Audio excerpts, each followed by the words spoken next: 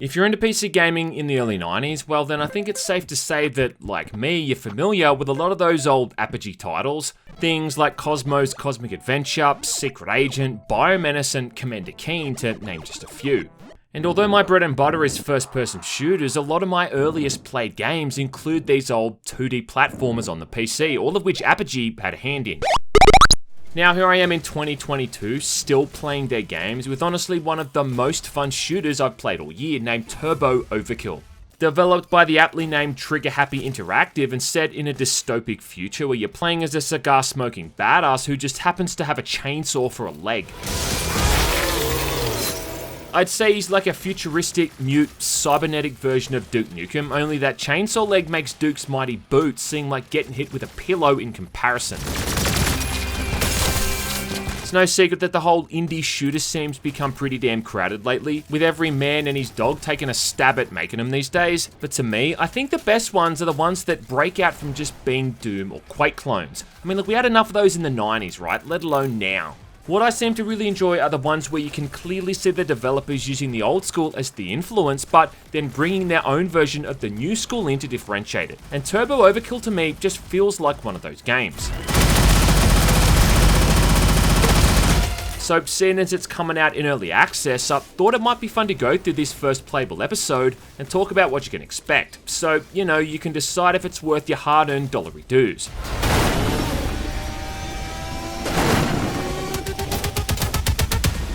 Now, before I get too far into things, I do want to mention too that this video is sponsored by SteelSeries.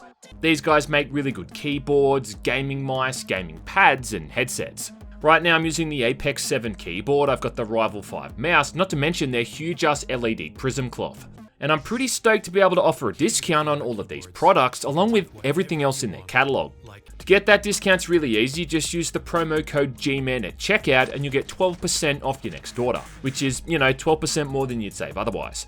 So head on over to steelseries.com to get started and yeah, enjoy the rest of the video. Right, so at its most basic level, it's a first-person shooter that has that deliberately retro aesthetic, but then with more modern, contemporary shooting mechanics, like dashing, wall running, and fast weapon swapping.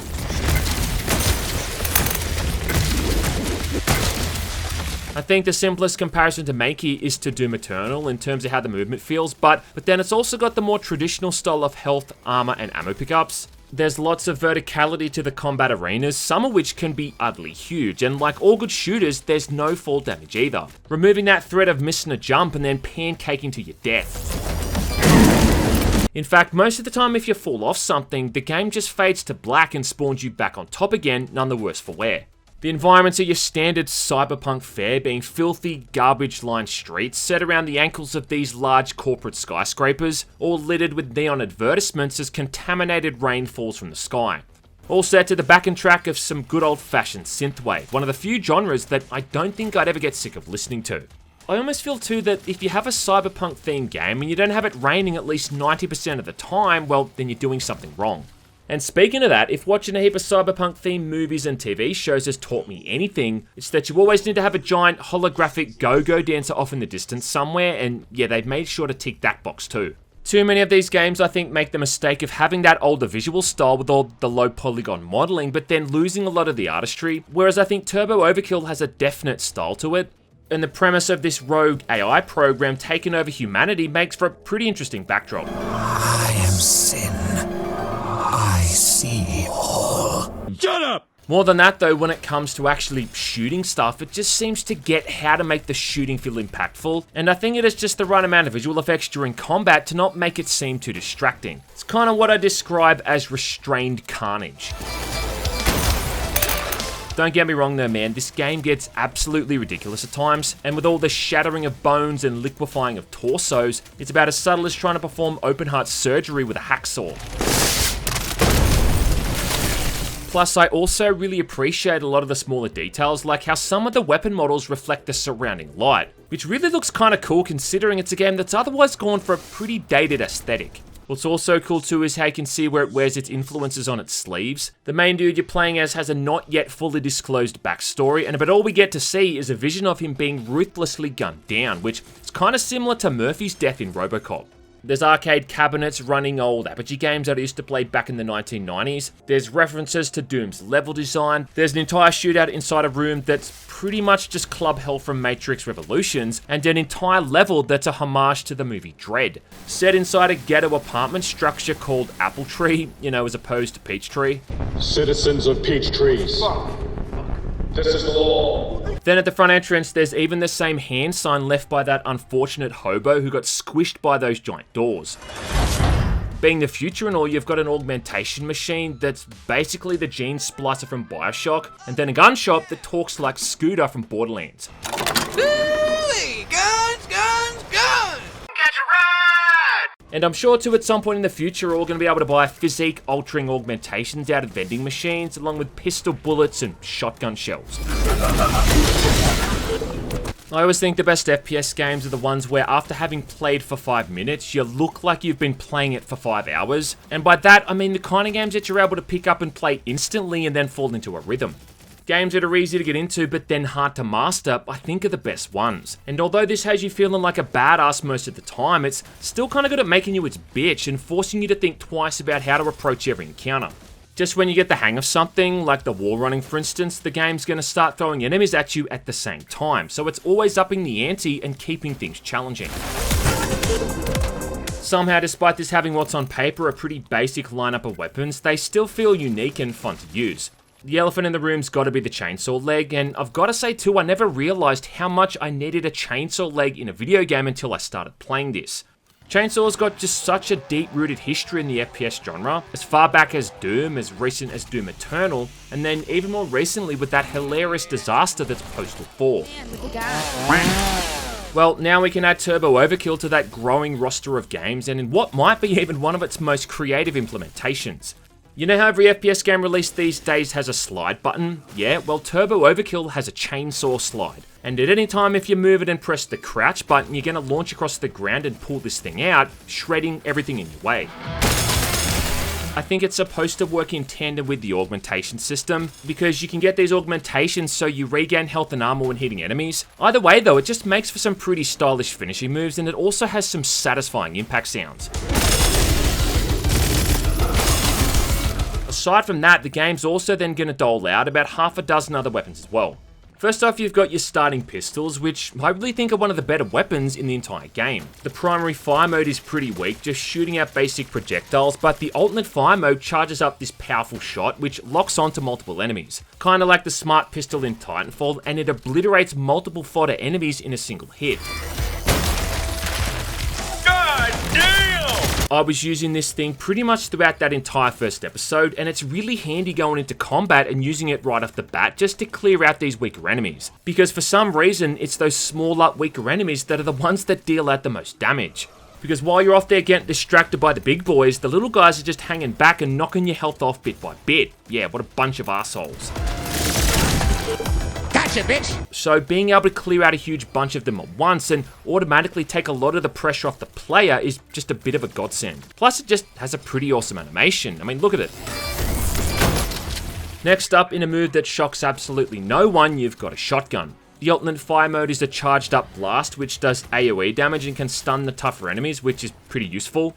The primary fire mode doesn't do that much damage to be all that effective. I guess the main purpose of it is using it in tandem with the super shotgun, swapping back and forth real quick to cancel out that pumping animation. Next up, you've got the submachine guns, a bit of an underrated FPS staple. And you can either dual wield these things and shoot them really quickly at the cost of accuracy, which is the primary fire, or instead shoot one at a time, which makes you far more accurate but at a reduced rate, which is the alternate fire.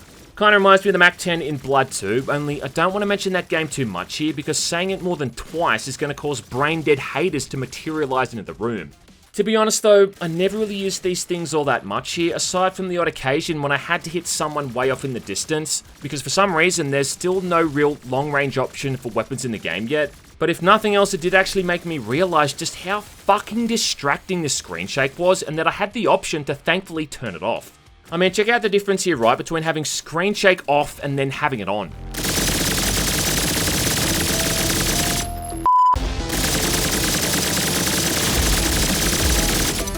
Oh, Jesus. I can't imagine why anyone would want the latter, you know, unless you're actually trying to give yourself a seizure. I mean, it sure looks cool, I guess, but it's just a downright handicap, man.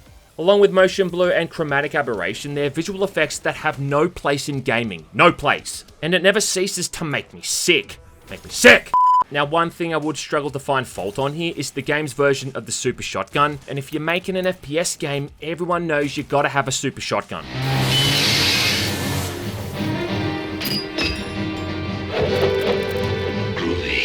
Primary fire mode obviously shoots out 2 shells at once, and then the secondary mode launches out these bouncing, homing grenade things. But again, I mostly use this in tandem with that basic shotgun, swapping back and forth between this thing to try to maximize the damage, which is something I think those Doom Eternal fans, man, are just gonna lap up. Less of a proper weapon and I guess more of an ability is the micro missile launcher, which locks onto a bunch of enemies, kind of like the pistol does, then launches out all these tiny little missiles. You can upgrade this to cause secondary cluster bombs to explode and also just increase the base damage it does, and it's by far one of the best weapons in your arsenal. I don't know why your character flips the bird when he used it though. I guess it was either going to be that or devil horns, but either way, it's a pretty fun weapon to use. And that visual of these things flying out and homing into enemies just never gets old. Then finally, you've got the minigun and the rocket launcher. Now the minigun does pretty much what you'd expect. It has a bit of a short wind up, but then fires out like a bazillion rounds a minute.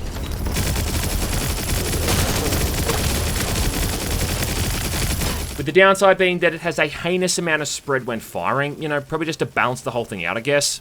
You can also buy an alternate fire mode for this thing, which turns it into a flamethrower, and I think that might be the first time I've ever seen a minigun flamethrower combo.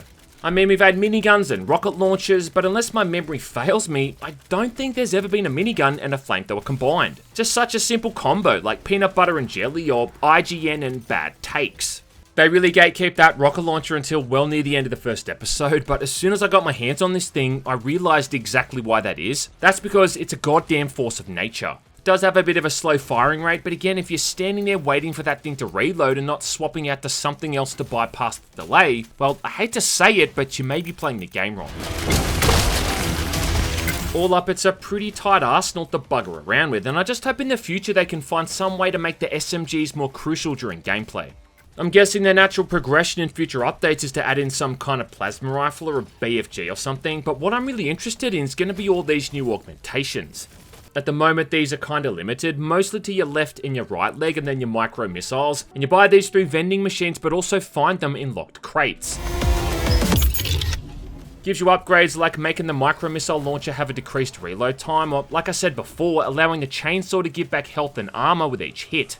There's even an augmentation which makes it so whenever you jump from a height and land on the ground, you send out a shockwave that pulverizes nearby enemies. Nice.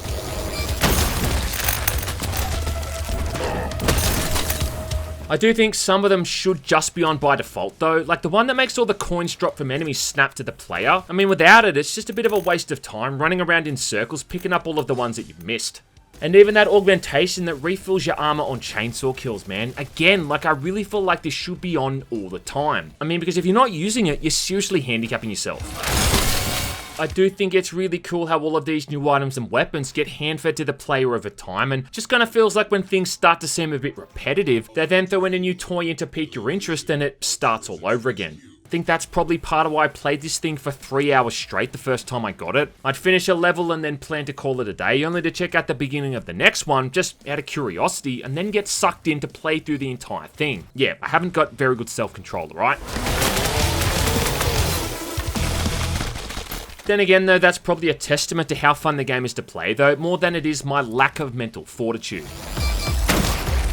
Even then, right up near the end of the episode when it looks like they played all their hands, suddenly you're able to hop into your car and start doing strafing runs on the side of buildings. Yeah, you start flying around in this thing like you're playing Descent or Terminal Velocity, lighting up these enemies with machine gun fire, and it's awesome. I wrote a blog post a while ago about why I f***ing hate video games, because this is what it does. It appeals to like the male fantasy. I just wish the crosshair was a bit higher on the screen because it kind of makes me feel like I'm constantly aiming downwards when I'm trying to shoot at stuff. but it sure does a good job of changing the levels up. I mean, from this bit on, it becomes a whole lot more open-ended, tasking you with going to 3 separate buildings on the map in whatever order you want. If we can destroy the scramblers, I should have a better chance of pinpointing Artifact Zero. Now, you probably can play through Turbo Overkill just by sitting on one weapon and shooting everything over and over, only you're probably going to be eating a slice of humble pie pretty quickly if that's your approach, but I mean, more than that, it's just going to be a far more boring experience. It's really, I think, one of those games where you have to take advantage of the fast weapon swapping, only because it really offers up some much more fun combinations. Swapping back and forth between those shotguns, like I said, can be done about as fast as you can press those buttons, and it makes for some pretty high damage output if you can get the timing down right. Shooters like this are a perfect example, I think, too, of why playing with a keyboard and having those numerical buttons within arm's reach are always going to be superior to playing on a controller and relying on something like a time-stopping weapon wheel. All that fast weapon swapping is going to come in real handy too, because this can be a pretty damn hard game at times, and dying is often so sudden and quick to the point that I'm left there scratching my balls sometimes wondering what the fuck it was that killed me. Are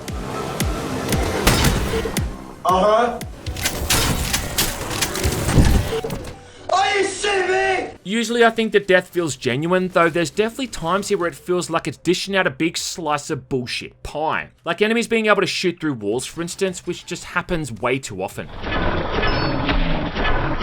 I guess that's the issue overall, is that you're playing something that's still so far from being actually completed, let alone properly balanced.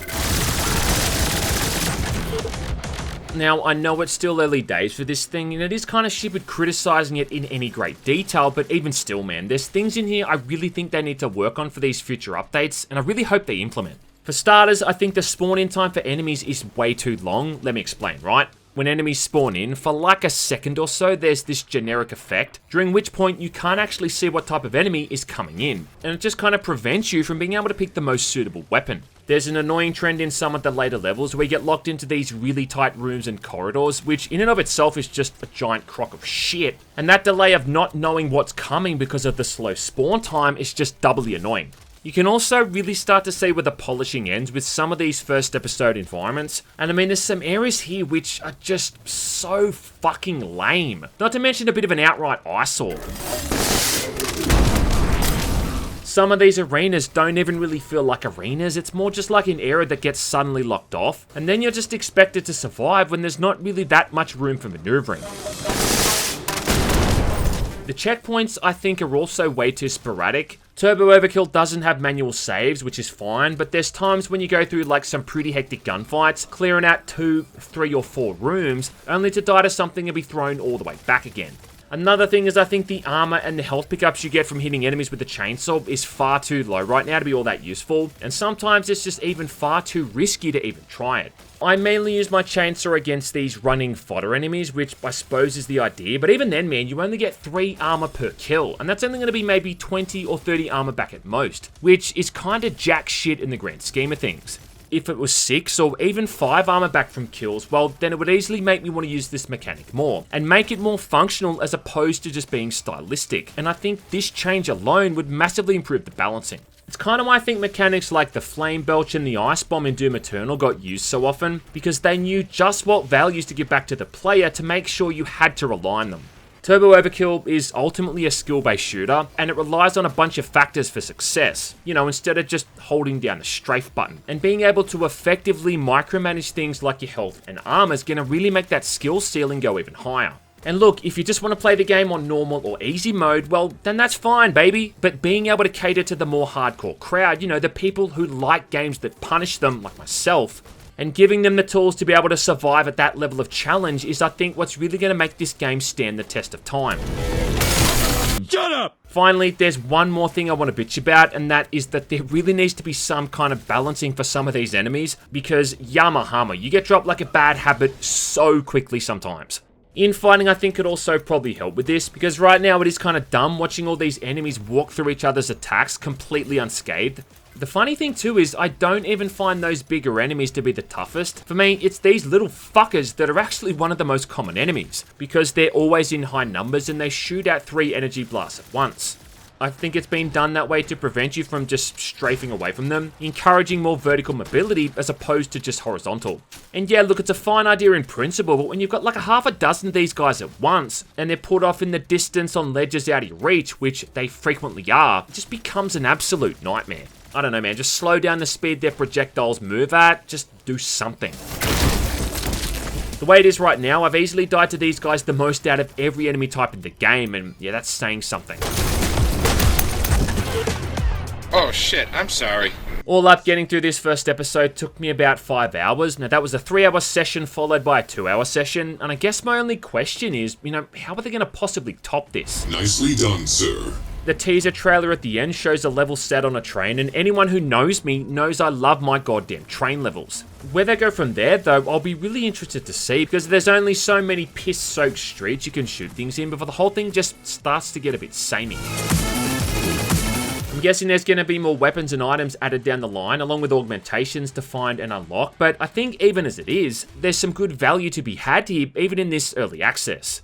I mean, in every single level, of which there's about 8 in total, let's check that. 12 seconds later. I mean, in every single level, of which there's 7 in total, you've got 3 hidden cassette tapes and then 3 hidden tech chips to find. The tapes unlock secret levels to play through, and then the tech chips unlock cheat modes.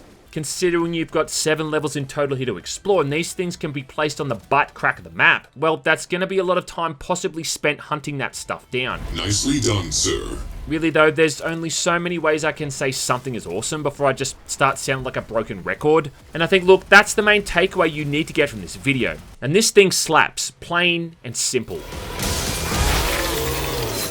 At a time when we're drowning in a sea of these indie throwback shooters, Turbo Overkill stands out amongst the crowd and ends up being a whole lot of fun.